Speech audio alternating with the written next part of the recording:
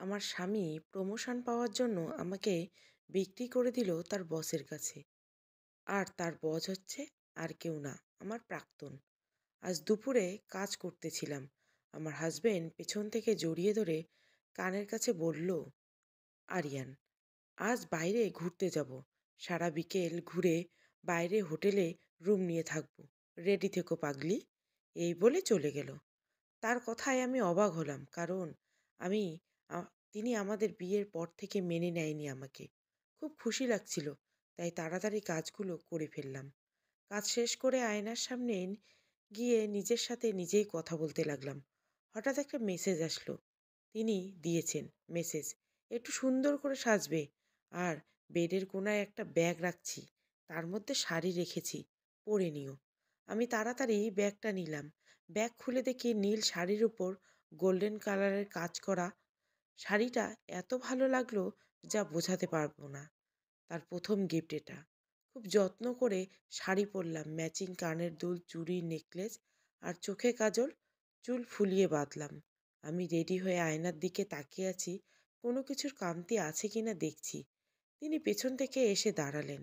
আরিয়ান, আয়শা, তোমাকে তো অন্তত সুন্দর লাগছে। এবার চলো, বেরোতে হবে, নয়তো লেট হয়ে যাবে। আমিও বেরিয়ে পড়লাম। অনেক জায়গায় ঘুরলাম। আজ বিকেল গড়িয়ে রাত হতে আসলো। একটা হোটেল নিয়ে গেল আমাকে। অনেক সুন্দর পরিবেশ। 102 নাম্বার রুম ছিল আমাদের দুজনের জন্য। গিয়েই আমি শকড, কারণ বেডে হৃদয় বসে আছে, মানে আমার প্রাক্তন। আরিয়ান, স্যার দিয়ে গেলাম। আমার একটু দিকটা ভাবেন প্রমোশন নিয়ে। আয়শা, আপনি কোথায় যাচ্ছেন? আর এখানে উনি কেন? আরিয়ান, স্যারের কাছেই জিজ্ঞাসা করে নিও। চলে গেল গেট আটকিয়ে।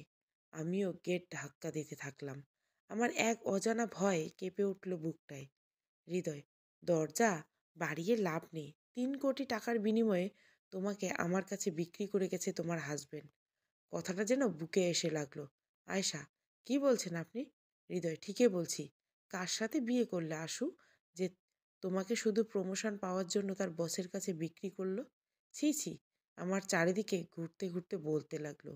আমার যেন দম বন্ধ হয়ে আসছে, চোখ দিয়ে টপ টপ করে পানি ঝরছে।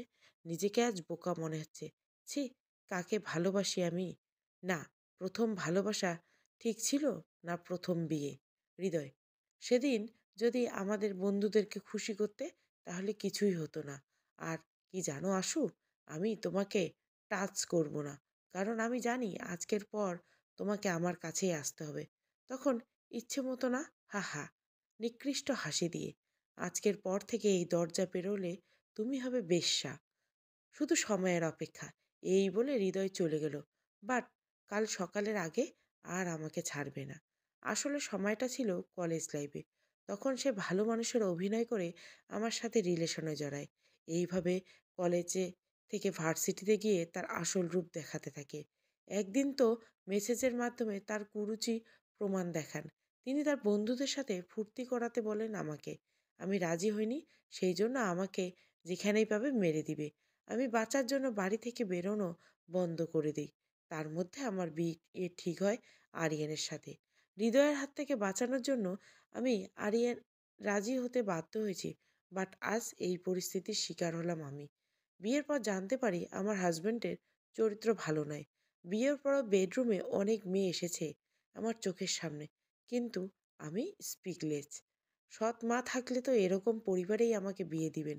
আমি আল্লাহর কাছে কান্না করতে থাকি নামাজে, যাতে তিনি ভালো হয়ে যান এবং আমাদের সম্পর্কটা যাতে নষ্ট না হয়। কিন্তু আজ যা তা হিতে বিপরীত হলো। কলঙ্কিত হয়ে গেলাম। অন্যায় না করেও শাস্তি পাচ্ছি। সকালে হৃদয় আমার শ্বশুর বাড়ির সামনে নামিয়ে দিল। শাশুড়ি বাড়িতে পা দিতে শাশুড়ি বললেন, কলঙ্কিনী, অন্যজনের সাথে রাতে মুখ পুড়িয়ে এ বাড়িতে পা দিবি না, বুঝলাম? আরিয়ান লোকটা নিজের দোষ ঢাকতে আমার উপর দোষ চাপাচ্ছে। আমাকে ঘাড় ধাক্কা দিয়ে বের করে দিল বাড়ি থেকে। ফোন করে বাপের বাড়ি থেকে বলেই দিল, বাপের বাড়ির মুখ হলে আমাকে জবাই করবে। সবই ছেড়ে দিলাম আল্লাহর উপর। আমি পুরো নিঃস্ব। হঠাৎ ফোনে মেসেজ আসছিল হৃদয়ের নম্বর থেকে। তোমাকে আমার কাছে পরাধীনতা স্বীকার করতে হবে আশু। আমি মনে মনে ওয়াদা করলাম, মরে যাব তারপরও নিজেকে কলঙ্কিত করব না। হঠাৎ একটা ছেলে এসে বলল, গাড়িতে ওঠেন। আমি বেশ অবাক হলাম। চিনি না সে কে। না, কারো উপর বিশ্বাস করব না, কিছুতেই না। এই বলে হাঁটতে লাগলাম। তিনি আবার বললেন, না হলে আমার নাকি বিপদ আসে। কিসের আর বিপদ? ভয় যা বিপদ তা তো হয়েই গেছে। আর পিছনে তাকালাম না। তিনি পিছন থেকে এসে ঘাড়ে কি যেন ফুটিয়ে দিয়ে আমি সাথে সাথে অজ্ঞান হয়ে গেলাম। তারপর আমার কিছু মনে নেই। যখন জ্ঞান ফিরল তখন নূপুর আন্টিকে দেখতে পেলাম এবং তাকে জড়িয়ে কাঁদতে থাকলাম। আমার কান্না দেখে নূপুর আন্টি বিভ্রাটে পড়ে গেল। বারে বারে জিজ্ঞাসা করছে, কি হয়েছে তোর? শুনলাম তোর স্বামী নাকি তোকে ডিভোর্স দিচ্ছে। আমি এবার কিছুটা চমকে উঠলাম। নূপুর আন্টি জানলো কোথা থেকে?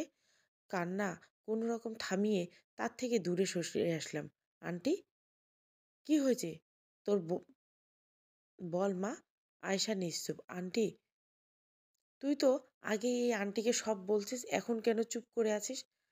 আয়শা, আন্টি যদি সব বলে দেই তাহলে তো তিনিও আমাকে কলঙ্কি বলে তাড়িয়ে দিবেন। এই নিকৃষ্ট মানুষগুলো তো আমাকে শেষ করে দিবে।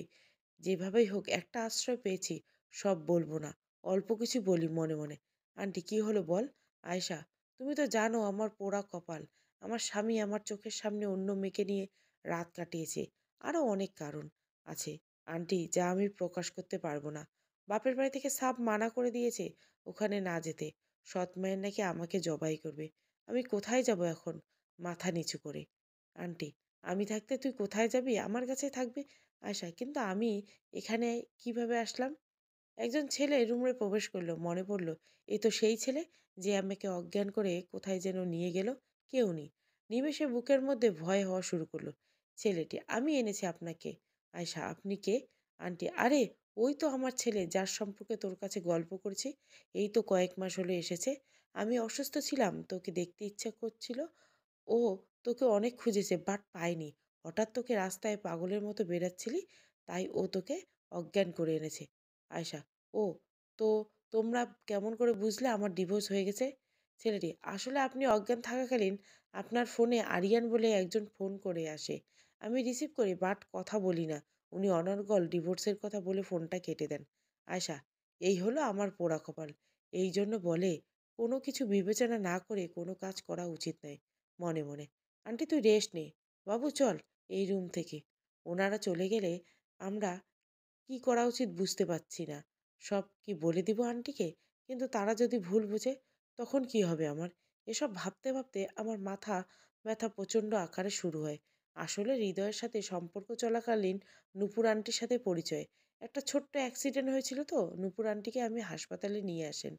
তার আস্তে আস্তে গভীর থেকে গভীরে চলে আসে আন্টির সাথে সম্পর্ক।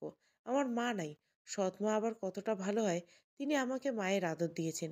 প্রায় সময় কলেজ থেকে আন্টির কাছে চলে আসতাম।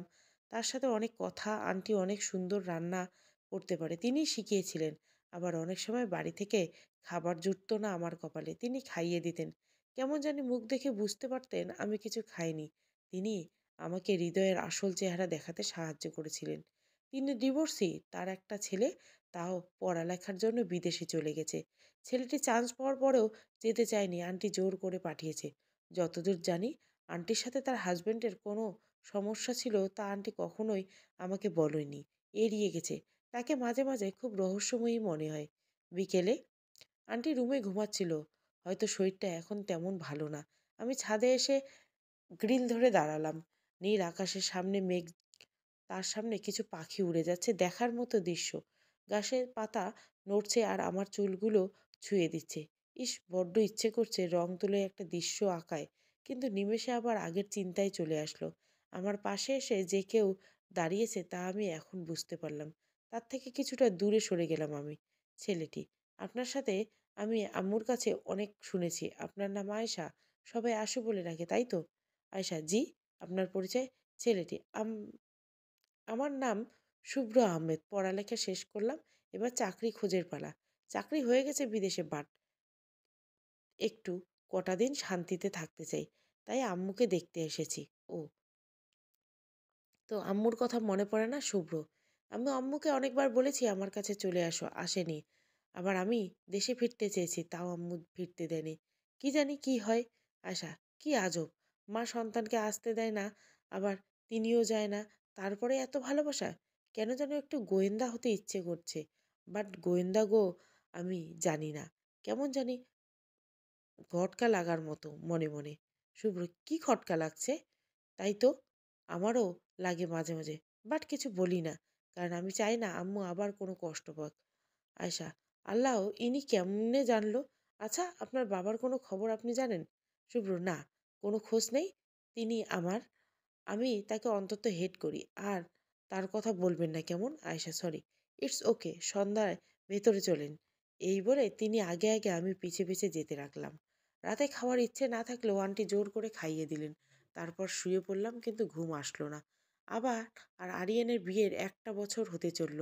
তারপরে আমাদের মধ্যে স্বামী স্ত্রীর সম্পর্ক গড়ে ওঠেনি, কিন্তু আমাকে রুম থেকে বের করে দিয়ে অনেক মেয়েই এই বেডরুমে কাটিয়েছে। আন্টির সাথে বসে গল্প করছি, এমন সময় আন্টির ছেলে শুভ্র আসলো। তখন কলিং বেল বেজে উঠল। আমার বুকের ভেতরে কেমন জানি অনুভূতি হলো। আরিয়ান বা হৃদয়, কেউ না তো? আমাকে ভুল প্রমাণ করিয়ে কুরিয়ার আসলো, তাও ডিভোর্স পেপার। আমি থমকে গেলাম। কি করব? 1টা বছরে এইভাবে মাটিতে মিশিয়ে দিব, নাকি ক্ষমা করব? যে হাজব্যান্ড নিজের প্রমোশন পাওয়ার জন্য বসের কাছে বেছে দিতে পারে, তাকে অন্তত ক্ষমা করা যায় না। আন্টি ডিভোর্স দেওয়ার জন্য বলে দিলে সে কিছুটা জানতো, বাট শেষের খবরটা জানতো না। আমি ক্ষমা করলাম না। একটা জেদ উঠে শেষ করে দিলাম 1 বছর সম্পর্ক। একটা সাইন করে ডিভোর্স দিয়ে দিলাম আরিয়ানকে। দুদিন হচ্ছে খাওয়া দাওয়া অনেক অরুচি হয়েছে। হৃদয়ের ফোন আর মেসেজের জন্য শুভ্রকে দিয়ে সিমটা পাল্টে ফেললাম। আরিয়ানের সাথে টোটালি কথা বলা বন্ধ। এখন নিজেকে বাঁচার উপযোগী করতে হবে। তাই শুভ্রকে বললাম আমাকে একটা চাকরি ম্যানেজ করে দিতে। কিন্তু আন্টি এতে মানা করছে। কোনোভাবেই বোঝাতে পারছি না আমি তাকে। সে চায় আমি তার মেয়ের মতো তার পাশে থাকি, বাট এই কথাটা আমার সায় দিচ্ছে না। শুভ্র আন্টিকে বোঝাতে পারল না। তাই এখন বাড়ির রান্নার কাজ আমি নিশি। কারণ আন্টি অনেক অসুস্থ। বিকেলে বসে বসে ফোন গুতাচ্ছি। নিউ ফেসবুক আইডি খুললাম। আগেরটা ডিলিট করে দিলাম। হঠাৎ আন্টি এসে হাজির। আমার পাশে বসলো। আয়শা, কিছু বলবা? আন্টি, কিভাবে বলবো আয়শা? এত সংকোচ বোধ করছো কেন বলো? আন্টি, তোর একটা বিয়ে করা দরকার আশু। আয়শা, আন্টির কথায় ফোন থুয়ে তার দিকে তাকালাম। কে বিয়ে করবে একজন ডিভোর্সি মেয়েকে? আন্টি, একজন রাজি হয়েছে। কিন্তু তুই রাজি হ, মা। একটা মেয়ে একা থাকতে নেই। তুই এখনো অল্প বয়সী, কখন কি হয়ে যায় কে জানে। আয়শা, কিন্তু আন্টি, আমি আর বিয়ে করতে চাই না। বিয়ের স্বাদ মিটে গেছে আন্টি। তুই এর আগেও বিয়ে করেছিলি হৃদয়ের হাত থেকে বাঁচার জন্য, তাও হৃদয়ের বন্ধু আরিয়ানকে। আয়শা, কি? আরিয়ান হৃদয়ের বন্ধু? অবাক হয়ে, তুমি কি করে জানলে? আর আমাকে কেন আগে বলনি? নোনা জল পড়তে লাগলো চোখ দিয়ে। আন্টি, আমি জানতাম তোর বিয়ের 2 দিন আগে। অনেকবার তোকে বলার চেষ্টা করছে, বাট তোর ওই সৎ মা তোর সাথে কোনোভাবে যোগাযোগ করতে দেয়নি। আয়শা, তার মানে ওই মহিলা সব জানতো? আন্টি, হুম। 4 লক্ষ টাকা দিয়েছে এই কাজটা করার জন্য। হৃদয় এই দিয়ে 4জন মেয়ের জীবন নষ্ট করছে। 3জন মেয়েকে তাদের জালে ফাঁসিয়েছে, আর এখন তুই বাকি। সব শুনে যেন আমার শরীর অবশ হয়ে আসছে। কেউ যেন গলা টিপে ধরছে আমাকে। এতটাই কষ্ট হচ্ছে যে আন্টিকে কিছু প্রশ্ন করতেই ভুলে গেছি। আন্টি আমাকে জড়িয়ে ধরলো। আমার কষ্টে তিনি সহ্য করতে পারছেন না। এই একটা মানুষ যে আমার মুখ দেখে সব বুঝে যেত। কেন এমন মানুষকে আমার মা হিসাবে পাঠালেন না? আমি কিছুটা স্বাভাবিক হলাম। আয়শা, তুমি যেন কি বলতে গেছিলে আন্টি? তুই শুভ্রকে বিয়ে করে নে। আমি আরেক দফা অবাক হলাম শুভ্র নামটা শুনে। এত শিক্ষিত ছেলে একজন ডিভোর্সি মেয়েকে বিয়ে করবে? তাও আবার 5 দিনের পরিচয়। বিষয়টা অদ্ভুত। আন্টি, কি হলো? কিছু বলছিস না যে?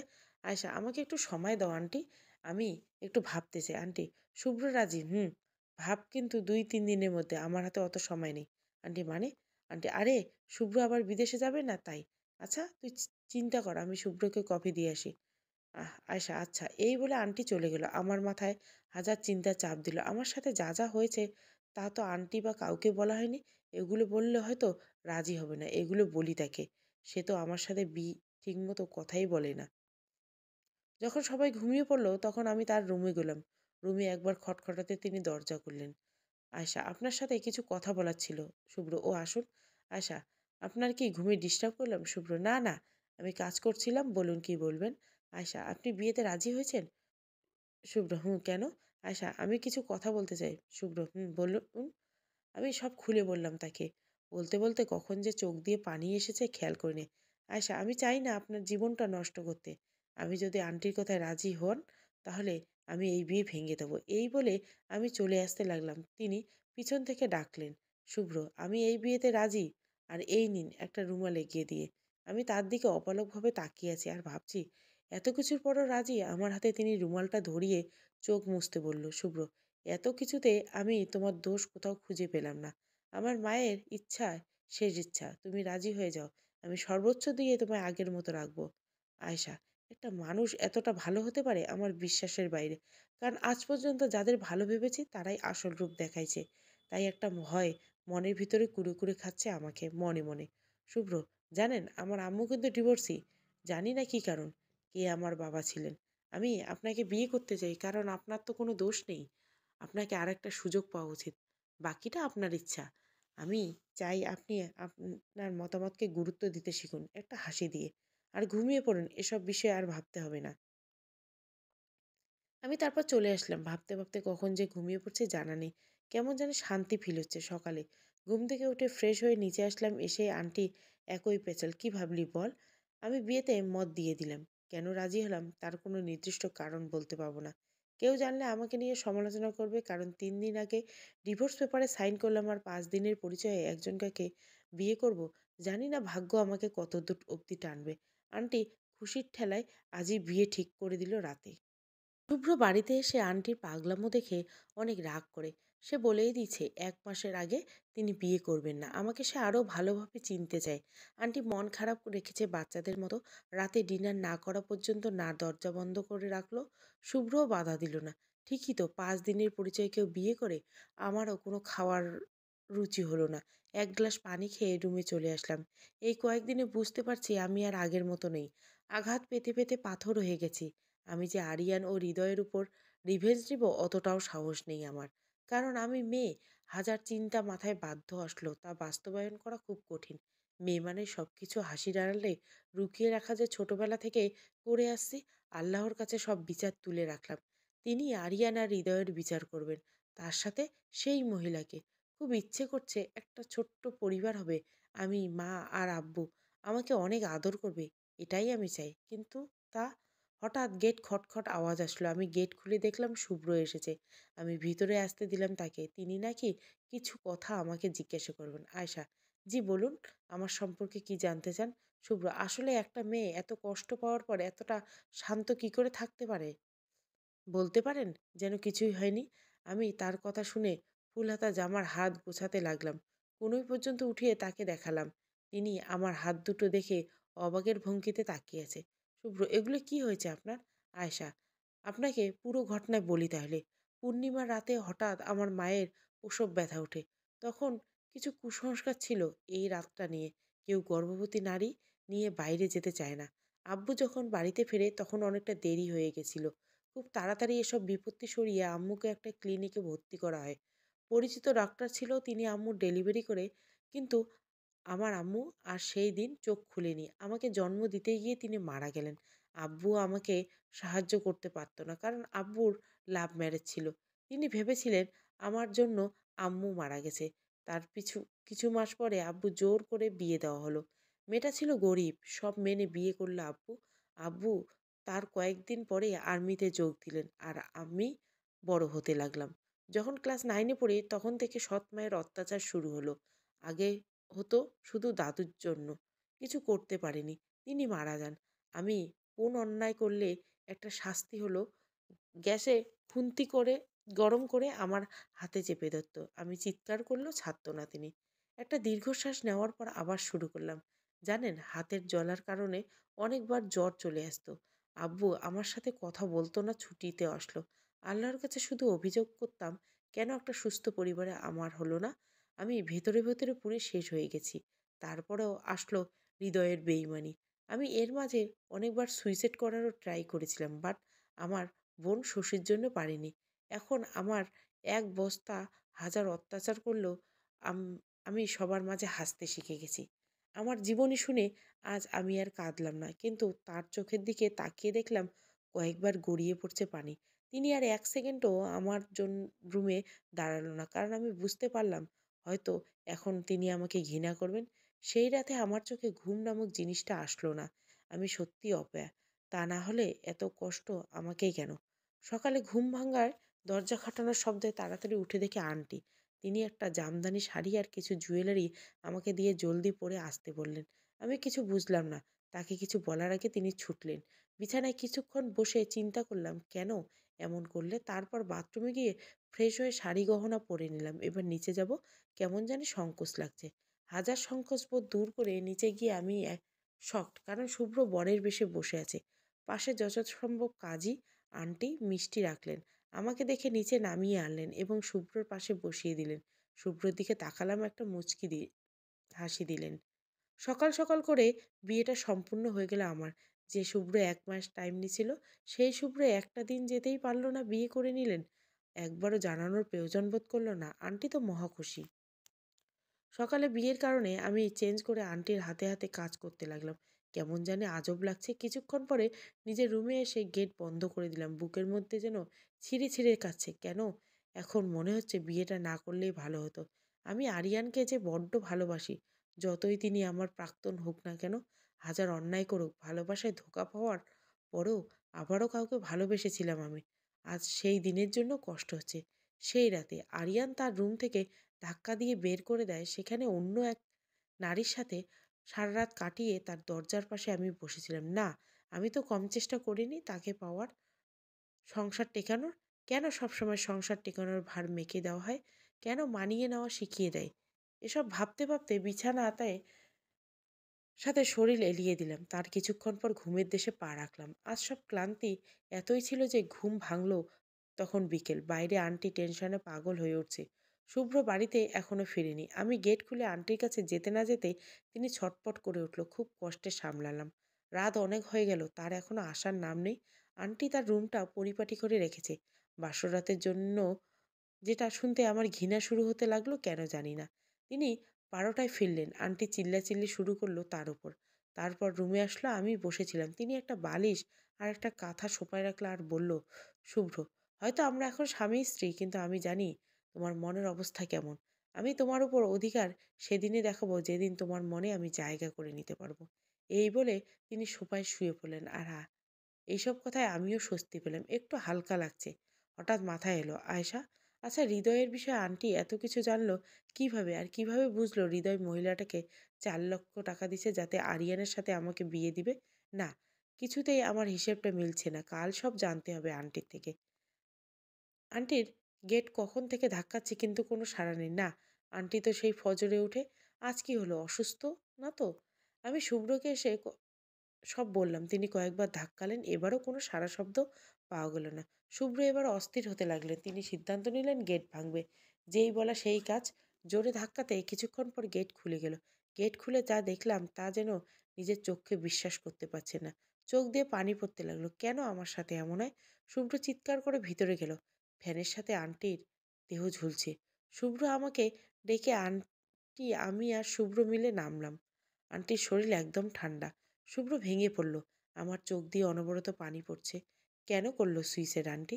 তার মানে এই কাজ করার জন্য আমার আর শুভ্রর বিয়েটা এত তাড়াতাড়ি দিল?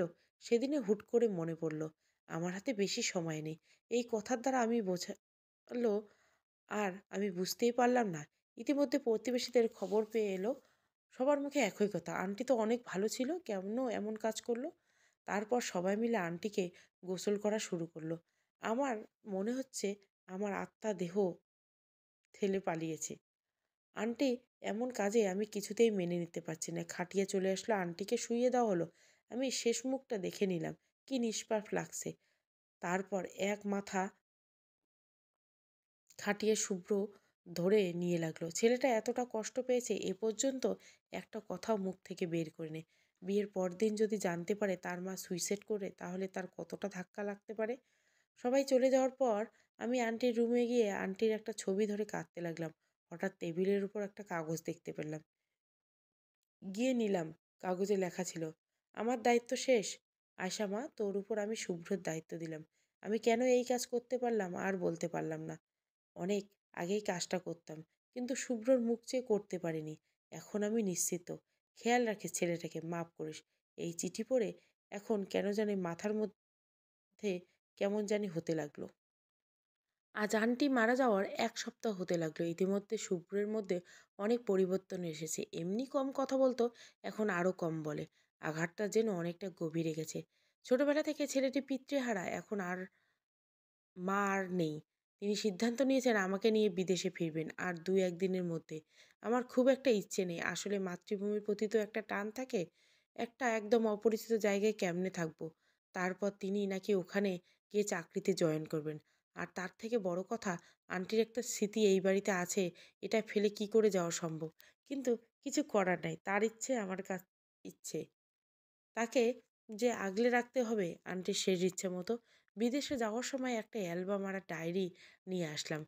যখন এর সাথে আন্টির সাথে পরিচয় ছিল তখন আন্টি অ্যালবামটা দেখাতেন, কিন্তু ডায়েরিটা একদম ছুঁতে দিতেন না। হয়তো বিদেশে গিয়ে তার ডায়েরির কিছু অংশ পড়ে সময় কাটাবো।